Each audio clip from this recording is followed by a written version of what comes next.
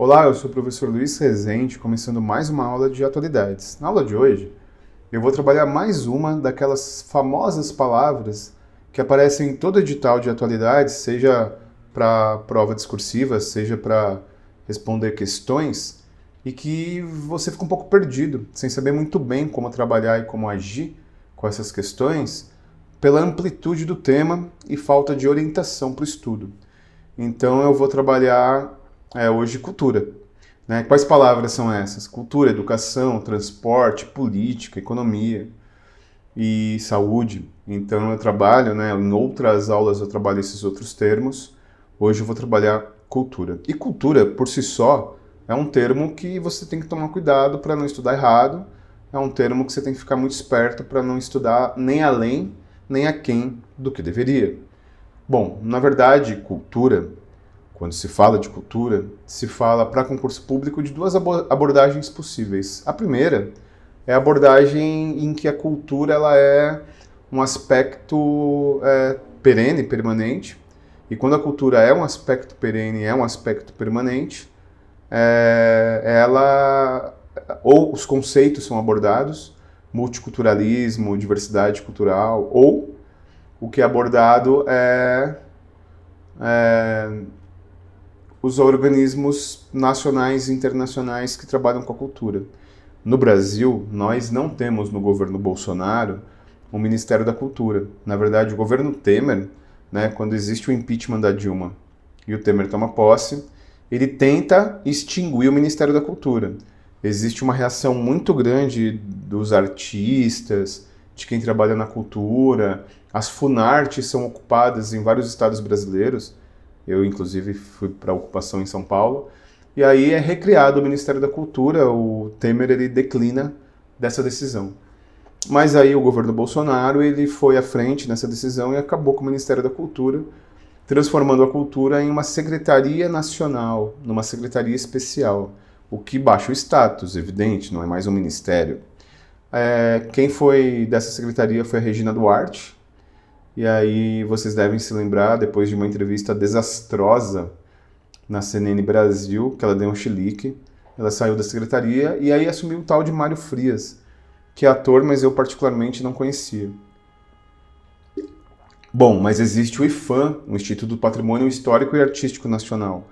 Existe a Unesco, o braço da ONU para Cultura e Educação. Então existem organismos importantes internacionais de cultura, existem importantes referências de cultura no Brasil e no mundo, e é isso que nós vamos trabalhar, a referência. Outra abordagem de cultura é o termo multiculturalismo, os termos multiculturalismo e diversidade cultural, que não são sinônimos. Na verdade, são termos diferenciados que representam elementos diferenciados. Bom, começando pelo multiculturalismo. O multiculturalismo, ele é um fenômeno que representa que numa mesma comunidade, num mesmo entorno, você tem uma cultura que é oriunda de outras origens. Você tem, por exemplo, uma influência muito grande de uma cultura dominante, e essa influência muito grande dessa cultura dominante faz com que não exista uma identidade cultural própria daquele local, não exista uma identidade cultural própria daquele entorno. Basicamente é isso. Então, o multiculturalismo, ele, por exemplo, se representa pela fortíssima influência da cultura americana no Brasil. Esse é um ótimo exemplo. Black Friday, Halloween, séries, filmes. Eu não estou dizendo necessariamente que isso é algo negativo, mas estou dizendo que é um fenômeno. E esse fenômeno faz em que aquele entorno, em que aquela comunidade perca um pouco sua identidade frente à situação. Por exemplo, o Halloween é um fenômeno americano, né? Vem da cultura americana, e no prédio que eu moro, pelo menos, todo Halloween as crianças ficam pedindo doce. Não existe a mesma coisa no dia do Saci, só para ficar no exemplo. Né? E isso é multiculturalismo, né? Quando você tem uma cultura que ela é um pouco um Frankenstein de culturas vindas de outro local e que não é uma cultura original do seu entorno, da sua comunidade. Já diversidade cultural é outra coisa.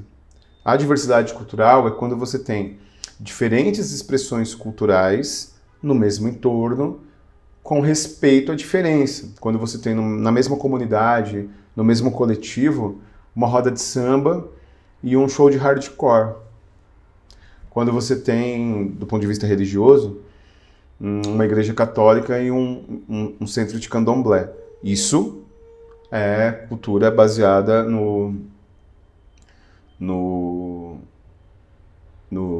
na diversidade cultural. Bom, então é isso que nós vamos começar a trabalhar a partir dessa aula, né? Então é multiculturalismo, identidade cultural, IFAM, Unesco, órgãos da cultura. Outra coisa que é aqueles... você já está acompanhando esse curso, você já sabe como é abordado atualidades para concurso. Existe aquela outra abordagem de cultura que é a coisa mais específica, que é a coisa mais ali do local, que é a coisa mais ali do quem ganhou o Oscar, quem ganhou o Prêmio Nobel da Paz, quem ganhou o Prêmio Nobel de Literatura. Nos últimos anos, o Oscar ele teve algumas vitórias significativas, né? O filme Parasita, em 2020. O primeiro filme sul-coreano a ganhar a estatueta de melhor filme. O filme do Guilherme Del Toro, que ele ganhou o Oscar, ele fez um discurso, A Forma da Água, né? Que a moça se apaixona por um peixe. O filme A Forma da Água, o Guilherme Del Toro, o diretor, ele fez um discurso bastante incisivo contra o preconceito de origem, contra o muro que o Trump queria construir. Então, quando tem um fenômeno cultural de morte de artista, David Bowie caiu em concurso, fora absurdos que eu já vi em concurso, mas aí são de bancas menores, em que música do Michel Teló, o Cristiano Ronaldo dançou quando fez o gol na Champions, que é aquela Se Eu Te Pego. Então, não se preocupe com isso, porque isso não é tendência a cair, só faltava essa agora, você fica vendo TV o dia todo para ficar sabendo dessas coisas. Fica tranquilo, porque o que cai é conceito, 80% é conceito, e 20% são esses fenômenos. Por exemplo, quando Bob Dylan ganhou o Prêmio Nobel de Literatura, caiu em muito concurso, porque na verdade o Bob Dylan é um compositor. As músicas dele, né, um cantor de folk rock, as músicas muito longas, então ele ganhou o Prêmio Nobel de Literatura pela contribuição que as composições dele têm para a literatura mundial, o que foi uma surpresa, caiu em prova. Então quando acontece uma coisa muito importante do ponto de vista cultural, cai em prova. Perfeito? Bom, então vamos analisar em primeiro lugar qual é a abrangência da cultura. A cultura, ela não é só TV, cinema, música. A cultura, ela tem uma amplitude muito grande. Vamos lá, vamos entender que amplitude que é essa. Vamos entender quais as abordagens possíveis do termo cultura. Bom, em primeiro lugar, a cultura é vinculada ao gênero, né? Quando você fala de feminismo, quando você fala de cultura do homem, você tem que tomar muito cuidado para o respeito e não ser sexista, né? E aí entra dentro do gênero, preferência de gênero, inclusive, e também o futebol, né? O esporte como um todo, melhor dizendo. Então, você entender que existe um debate de gênero na cultura e isso tem que ser observado é um dos tópicos que a gente precisa trabalhar. Depois a questão de raça, né? Óbvio, né? Você tem culturas que vêm de origens distintas e de raças distintas. Você tem, por exemplo, toda a cultura vinculada ao negro, e o que representa a história do negro, inclusive a origem da escravidão, né? Religião, né? Aqui a respeito da diversidade religiosa, e aqui eu queria pontuar uma coisa extremamente importante. Não sou professor de direito administrativo, nem de direito constitucional ou civil, mas aqui resvala na minha matéria. Nós sabemos que o Estado é laico, né? O Estado não tem religião oficial. E o Estado, ele defende qualquer expressão religiosa. Tanto defende que existe aquela autorização especial para quem é da Igreja Adventista do Sétimo Dia, né? Que resguarda sábado, acho que é isso, né? Realizar a prova se tiver nesse dia. A prova geralmente é no domingo, né? Mas se tiver prova sábado e domingo, ou vestibular, você resguarda o direito da pessoa fazer isoladamente no momento anterior, diferente, né? Então, a religião é uma expressão cultural. E essa expressão cultural advinda da religião, mesmo que o Estado seja laico, é devidamente respeitada. Bom, depois as deficiências, né? E as deficiências eu vou tratar quando se fala de multiculturalismo. As deficiências para você conseguir garantir o respeito à expressão cultural. E, finalmente, padrões culturais. Em padrões culturais, eu queria pontuar uma coisa importante, que é um fenômeno, porque exatamente existe uma mudança do ponto de vista cultural decorrente da pandemia, decorrente do isolamento social do Covid-19. Em primeiro lugar, as lives. Né? Na verdade, a alternativa para continuar o artista gerando renda e o cidadão tendo acesso à cultura foi através das lives, das milhares de lives, de todas as expressões culturais. Né? Eu não sei se você sabia, mas as principais lives do YouTube foram brasileiras, no mundo todo. Tanto é que a final do Campeonato Carioca, que passou no Flu TV, acho que o primeiro jogo da final, foi a live mais assistida de todo mundo em período da quarentena no YouTube. E fora as lives, que foi uma alternativa nessa situação do Covid, no primeiro semestre de 2020, também houveram outras expressões culturais, né? Por exemplo, o Nando Reis, o cantor, né, que era dos Titãs, ele fez em São Paulo, no estacionamento do estádio do Palmeiras, não tem mundial, um show drive-thru, um show que você ia com o carro, driving, melhor dizendo, né?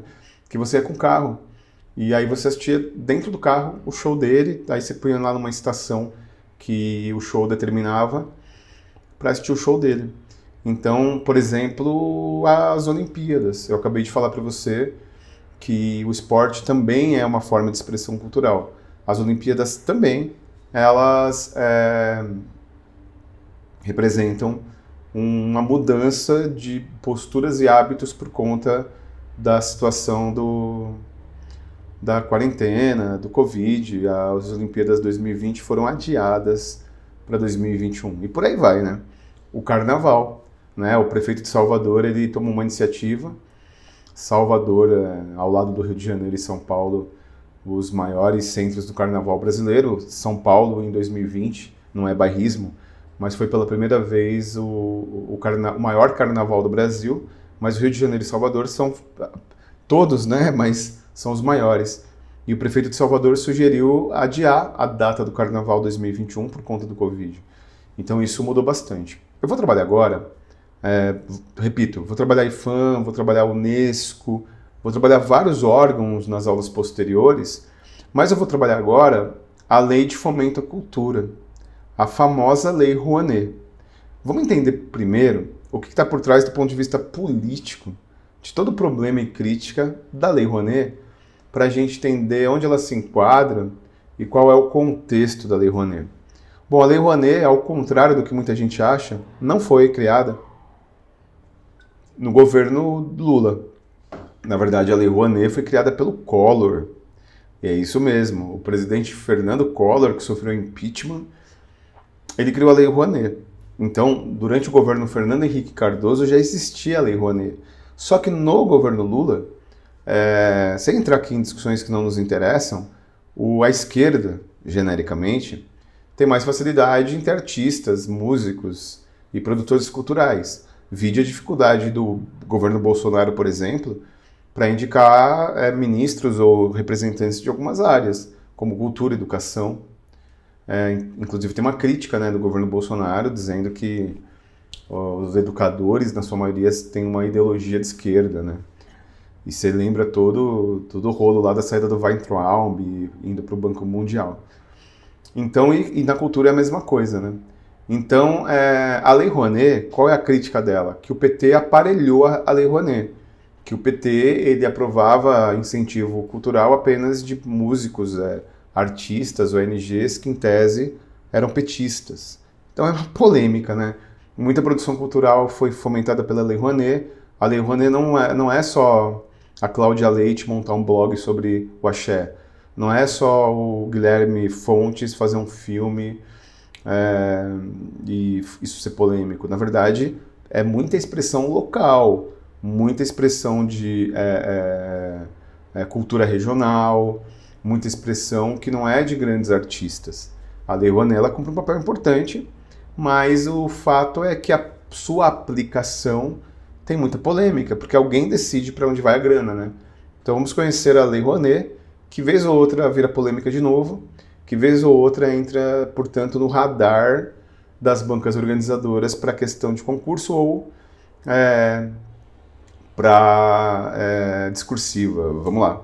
Bom, a Lei Rouanet, não é o nome da lei, na verdade, né? Aí no seu material tem a lei na sua íntegra. Eu vou apresentar aqui o primeiro parágrafo, o primeiro artigo, né? Que ajuda você a entender um pouco o que é a Lei Rouanet, como ela funciona, qual é a sua estruturação. Fica instituído o Programa Nacional de Apoio à Cultura, PRONAC. Então, na verdade, a Lei Rouanet criou o PRONAC, que é esse Programa de Apoio à Cultura, com a finalidade de captar e canalizar recursos. Então, isso que é importante, ó.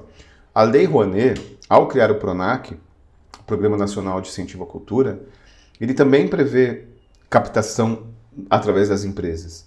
Ele também prevê captação, porque, na verdade, eu não vou aqui entrar num debate contábil, tributário, mas quando você apoia um filme, você viu que muito filme nacional tem lá apoio do Itaú, apoio da Petrobras, apoio de Vale do Rio Doce. Por quê? Porque quando a empresa apoia um projeto capitaneado pela Lei Rouanet, ele tem isenção de impostos. Então, é nesse sentido que a lei ela faz captação e faz canalização de projetos aprovados de acordo com as regras e diretrizes da Lei Rouanet. Então, vamos lá. Contribuir para facilitar a todos os meios para livre acesso às fontes de cultura e pleno exercício dos direitos culturais. Na verdade, a cultura é um direito fundamental e quando se diz acesso a todos, não significa que você não tem expressões culturais distintas, né? E aqui tem uma confusão que pode ser criada de terminologia. Ah, mas a Lei Rouanet vai incentivar uma banda de nu metal que uma parte minoritária da sociedade consome. Ah, mas a Lei Rouanet vai incentivar um filme que conta a história do candomblé, que pouca gente consome não, né? Que parte da população não é do candomblé. Não se trata disso. Se trata de você garantir, quando se fala aí de livre acesso, que você não tem direcionamento de preferências sobre expressão cultural. Na verdade, essa é a ideia, perfeito? Então a ideia é essa, esse é o conceito da Lei Rouanet, e continuando e entendendo, interpretando seus artigos, né? Promover e estimular a regionalização da produção cultural e artística brasileira, com valorização dos conteúdos locais. Eu comentei com você no início dessa aula que a diversidade cultural é quando você tem dentro de uma comunidade o respeito a culturas distintas que não se fundem, né? A música é um exemplo muito, muito claro para isso, né? Você pode ter na mesma comunidade, você pode ter no mesmo entorno um show de rock and roll e em São Paulo, eu falo de São Paulo bastante porque a gente utiliza exemplo que nos é mais palpável, né? Mais factível. Em São Paulo tem uma casa de shows de rock and roll ao lado de uma casa noturna de country que canta cantor sertanejo.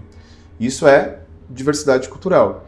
E a Lei Rouanet, na letra da lei, além de garantir a diversidade cultural, defende a regionalização. Ou seja, você tem que fomentar e incentivar o frevo, fomentar e incentivar o chorinho, fomentar e incentivar a dança regional do Rio Grande do Sul, a cultura do acriano quanto às suas expressões originais culturais, né, para as comunidades indígenas, a cultura indígena e por aí vai. Então é nesse sentido. Apoiar, valorizar e difundir o conjunto de manifestações culturais e seus respectivos criadores. A Lei Rouanet, ela também incentiva a autoria e, inclusive, tem uma decorrência da Lei do Rouanet, que a gente não trabalha aqui, mas que é importante, que é a questão dos direitos autorais. Proteger as expressões culturais dos grupos formadores da proteger a expressão culturais dos grupos formadores da sociedade brasileira e responsável pelo pluralismo da cultura nacional e também a gente pode entender aqui como diversidade cultural. Quando você fala de cultura, tem que se preocupar muito com você não ter nenhum tipo de preconceito, mesmo que não intencional. É o chamado preconceito institucionalizado, orgânico. Eu trabalhei numa gestão de um centro educacional unificado, então tinha um núcleo de cultura, um núcleo de esportes, um núcleo de educação, e uma escola infantil, uma escola de ensino fundamental. Tinha um núcleo da Universidade Aberta do Brasil, então eram várias expressões das demandas da sociedade. E nós tínhamos um maravilhoso anfiteatro. Trabalhei no Céu Alvarenga. Um maravilhoso anfiteatro, com 400 lugares, tela de cinema. Tanto é que nós passamos jogos da Copa do Mundo de 2014, gol da Alemanha, no anfiteatro. Não no Brasil, né, porque senão seria muita demanda, mas os jogos de outras seleções, passamos lá no telão, foi bem legal, a comunidade acompanhou, enfim. E aí no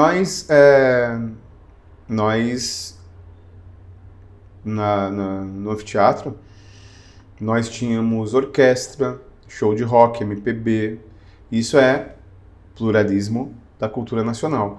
E um exemplo disso é a virada cultural que acontece em várias cidades, né? São Paulo, Rio de Janeiro, acho que Belo Horizonte também tem. Na virada cultural, que são 24 horas, pelo menos o projeto original é assim, né? Cada prefeito que entra muda. Mas a ideia original da virada cultural era exatamente essa, né? Você ter 24 horas das mais variadas expressões culturais. Bolero, música brega e por aí vai. Continuando. Salvaguardar a sobrevivência do florescimento dos modos de criar, fazer e viver da sociedade. Por exemplo, é muito forte em São Paulo a cultura do rap, do hip hop. O rap e o hip hop nacional nasceram em São Paulo, meu irmão. Mano Brown, Taíde, o saudoso Sabotagem, né, que era da Zona Sul, aqui da Quebrada. E em São Paulo tem muita rinha de rap, né? Rinha de improviso, né? Batalha de rap. E isso tem fomento da Lei Rouanet para acontecer, para ter documentário, para a rapaziada conseguir gravar suas músicas, florescimento de modos de criar. Então, você, no caso da rinha, para quem não sabe o que é, né? A rinha de rap é quando você